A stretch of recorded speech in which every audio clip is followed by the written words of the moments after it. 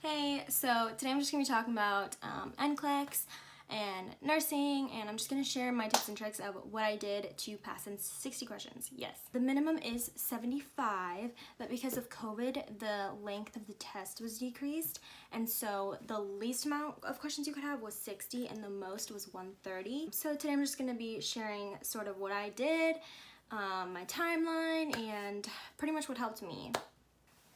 So just a little bit of background, I graduated in early May, but I was actually home from my college home about mid-April just because everything sort of went online, and yeah, it was just like I might as well come home because my lease was ending as well. So I've been home, like at my parents' home since mid-April. So from about mid-April to up to my graduation date, I was just chilling. I didn't do anything. I did whatever I wanted to do, but pretty much I had like a good 2 weeks to just kind of absolutely do nothing.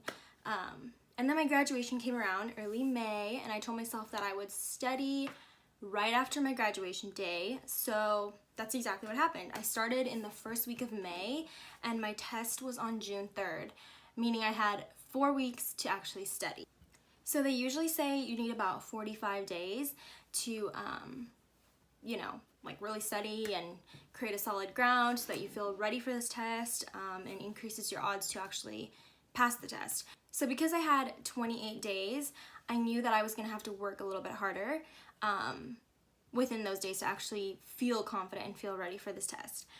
So pretty much what I used, I only used Uworld. My university provided graduate nurses with a free like 90-day question bank from Uworld, so I didn't have to pay for it, which is awesome. That's pretty much all I used to actually study. I did use a lot of free resources online, which I'll link below.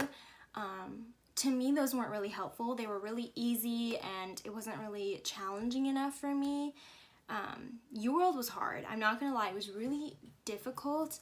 Not in a way where I was getting things wrong, but in a way where it made me think. It wasn't just like, oh, I know the answer, I'm gonna click it. It was like, oh my god, like I was always torn between two answers. So it was challenging. I felt like it really set me up for the NCLEX. So for my routine, every single day for those 28 days, I woke up at 8 a.m. and I started sort of just by 10:30, like actually taking questions around 10:30. So I would eat breakfast, do my thing, maybe fit a workout in there, but I would start officially at 10:30. So I pretty much did 3 sets of 75 questions a day.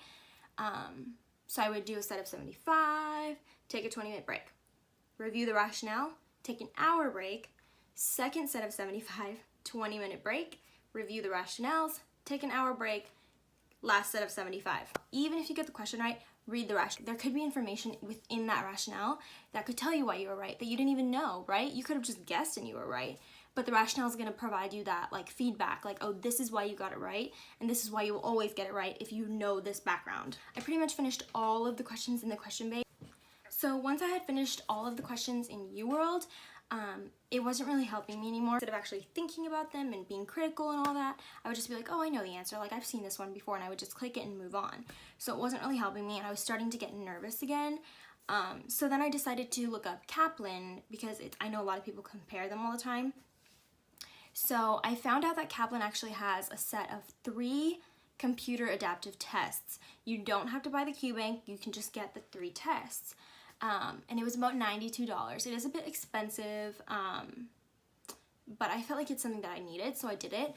But basically, these tests, they mock the NCLEX, whereas the Uworld one doesn't.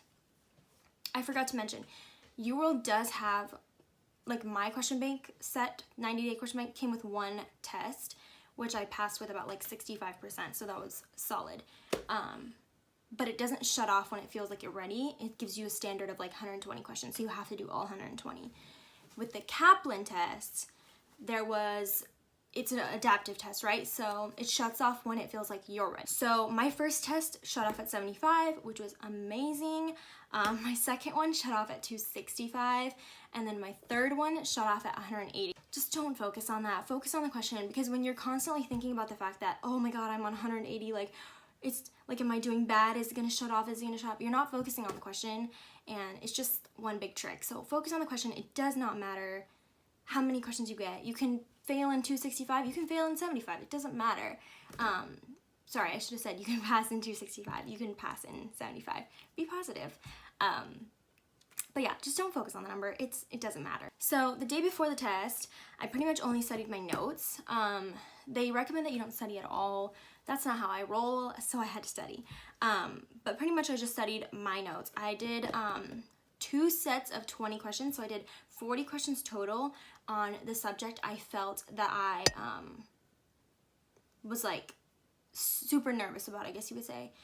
For me, it was maternal child, so I did 40 questions on maternal child, and then I just pretty much reviewed my notes, and I'll just show you my notes. Yes, it's in an old diary, recycle, reuse. I don't know if you can see that. So I pretty much literally wrote random stuff. So this is about chest tubes, this is about like lochia, and what is this about? Contractions, just some random lab values, things about preemies. Yeah, like I did, what happens when a chest tube is, like, kinked or whatever, and what happens. And these were all my lab values that I wrote. And then the day of the test, I pretty much woke up reasonably early. My test was at noon, so I woke up at 8. And I gave myself plenty of time to actually drive to the location, sit in front of the building, panic a little bit in front of the building, and then I gave myself time to walk in and just go through the procedure of signing in and all that good stuff. But yeah, and then 60 questions later, here I am. I passed. I got my results 48 hours after I took the test, and then I got my official license like 2 weeks after that. That is pretty much all I have for this video. I hope that you guys enjoyed this. And again, whatever works for me may not work for you, but I hope that you took something out of this video. So yeah, thank you so much for watching, and I'll see you guys next time.